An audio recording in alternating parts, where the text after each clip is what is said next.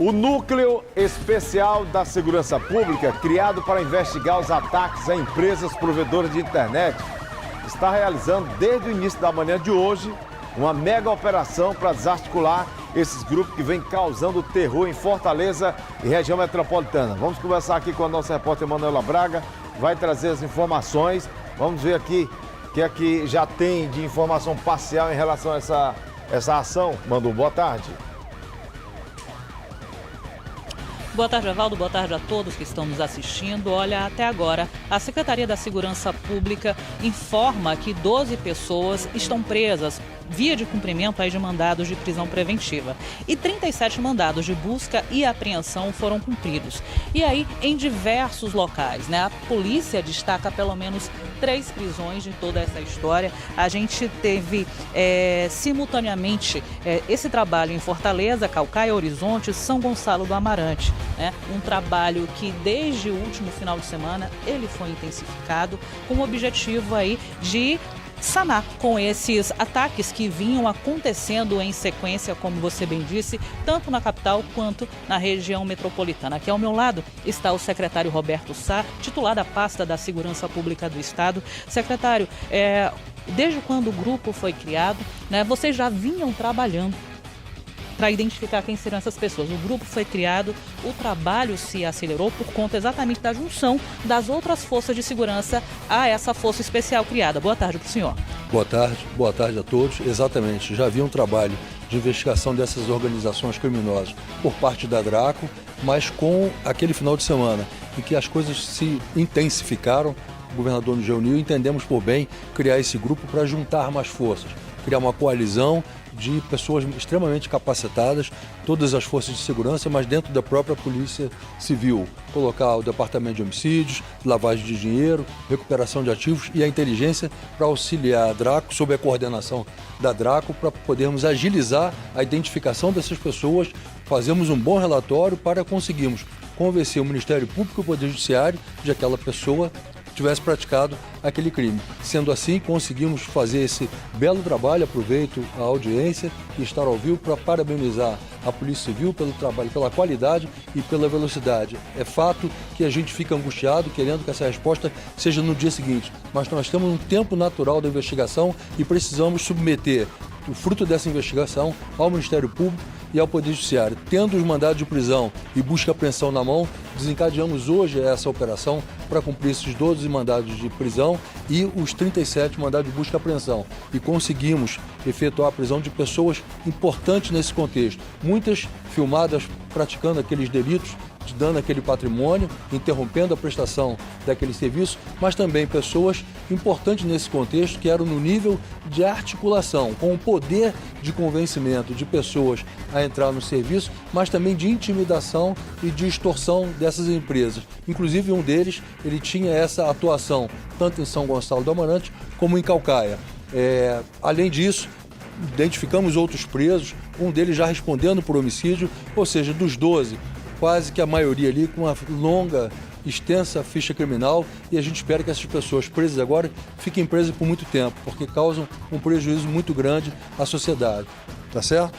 Olha, das pessoas presas, a gente fala aí no número de 12, como eu comecei essa transmissão falando para vocês, 3 prisões, elas são destacadas, como o secretário destacou agora há pouco. As outras prisões são daquelas pessoas que vão para a linha de frente, para os ataques. Dessas pessoas que a gente destaca, a gente tem um homem que já responde por outros crimes e que com ele a polícia apreendeu pistola, munição, equipamentos eletrônicos. A segunda pessoa foi presa no último final de semana em uma outra situação e também com eles foi apreendido material ilícito. A terceira situação de prisão que a gente também destaca é exatamente de uma pessoa que tem conhecimento técnico na área de provedores de internet, que segundo a investigação da polícia, ele seria um articulador do grupo.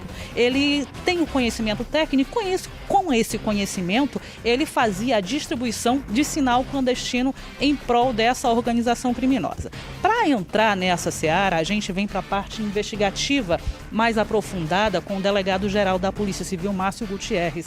Delegado, com a operação, com tudo que vocês angariaram para chegar até o dia de hoje, a gente pode dizer que das empresas que também estão em investigação, que não tem registro, na verdade, que alguma delas pode sim estar trabalhando para a facção diretamente. Boa tarde para o senhor. Boa tarde. Bom, dos 37 mandados de busca e apreensão que foram cumpridos na manhã de hoje pela Polícia Civil, 14 deles são empresas provedoras de internet. O que a investigação nos mostrou? Que parte dessas empresas estavam operando totalmente na clandestinidade, sem qualquer tipo de regramento, de autorização, de cadastramento, né, no poder público.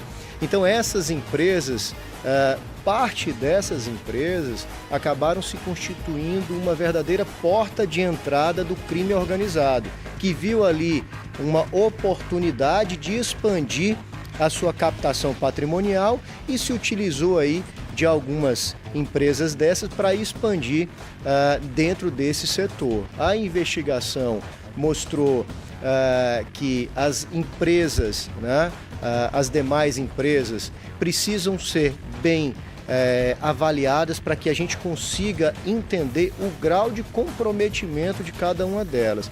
Compreender se algumas delas estavam em conluio com o crime organizado, buscando também enriquecimento ilícito, ou se de alguma forma cederam à intimidação ou à pressão feita pelo crime organizado. Então tudo isso é objeto da nossa investigação, mas nós temos a diretriz de buscar, identificar, prender e responsabilizar todos aqueles que de alguma forma participaram desses ataques ou integram essa organização criminosa. Delegado, a gente pode destacar também a quantidade de equipamentos que foram apreendidos. Para vocês terem uma noção, além dos equipamentos sem registro, enfim, sem que tivesse ali o nome de alguma empresa cadastrado, vocês também apreenderam muito material de empresas que foi danificado por esse grupo criminoso. Exatamente, fios, né, fibra ótica, equipamentos de transmissão de sinal. Então tudo isso está sendo avaliado nesse momento na DRACO, por esse grupo especial de investigação que foi criado pelo governador Eumano de Freitas, né? Esse grupo, ele tem a DRACO, mas também tem o nosso departamento de recuperação de ativos, né? Esse departamento, ele busca promover a investigação financeira para que a gente consiga, além de tirar esses criminosos perigosos de circulação, promover a asfixia financeira, tirar o patrimônio deles, né? Eu falei sobre criminosos violentos, perigosos. Boa parte desses criminosos já respondem por homicídio, por porte ilegal de arma de fogo, por assaltos. Então, essa primeira fase tirou de circulação esses criminosos, mas agora nós vamos adentrar no patrimônio deles. A gente sabe que o que eles objetivam nessas ações que eles estão promovendo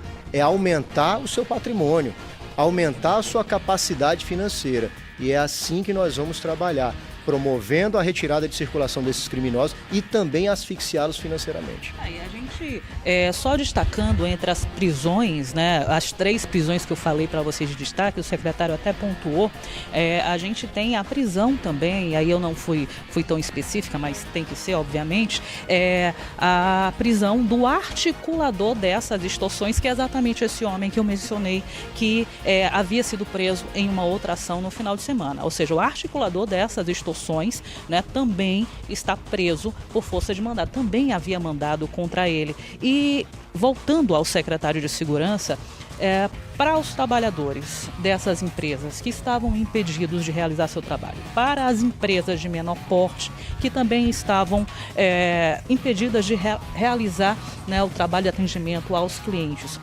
Como vai ser essa retomada junto a essas empresas, já que a gente tem prisões, né? Mas e o medo que ficou nessas pessoas? Como essas pessoas podem, esses empresários, esses trabalhadores, devem agir a partir de agora diante aí dessa ação de hoje da Polícia Civil?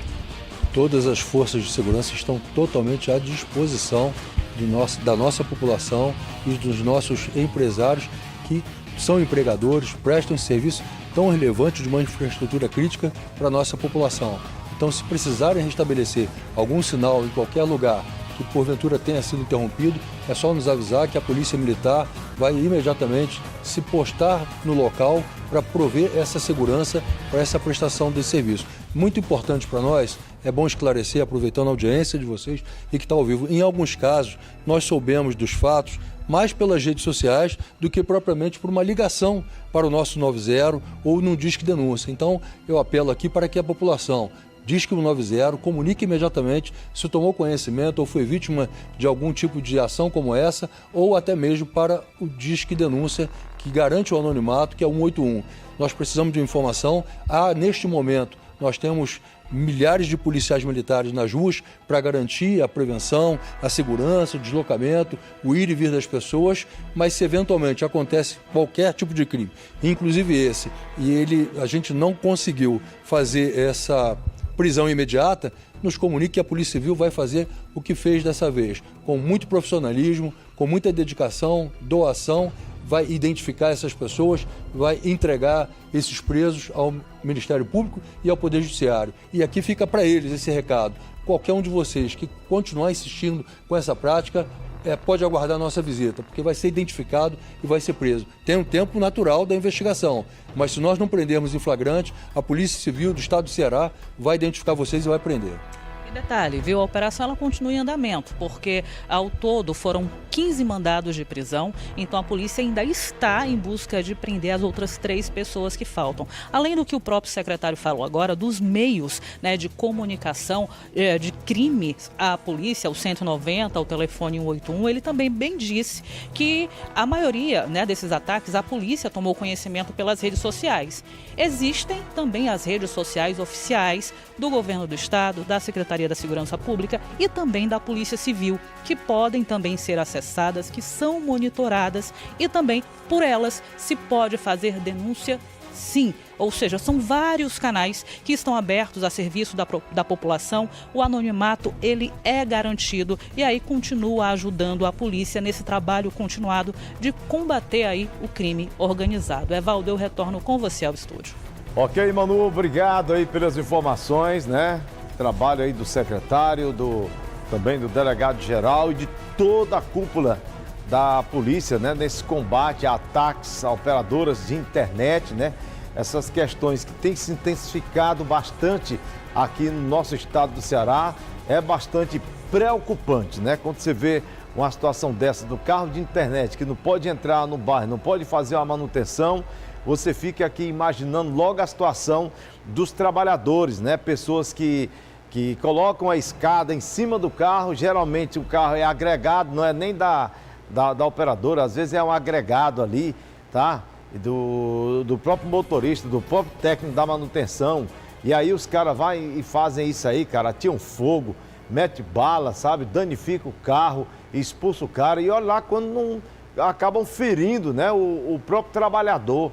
Uma situação realmente difícil, a gente sabe que no contexto geral toda ação criminosa tem que ser investigada, mas tem que dar uma atenção grande nesse momento para esse destaque aí dessas operadoras de internet que não conseguem trabalhar sossegadamente por conta da criminalidade que aumentou e muito nessas comunidades por conta desses elementos faccionados que não deixam o povo trabalhar tranquilo e as operadoras sendo intimidadas aí com bala, carros sendo queimados, trabalhadores sendo expulsos aí das comunidades, né? E o povo ficando sem internet, sem a internet, né?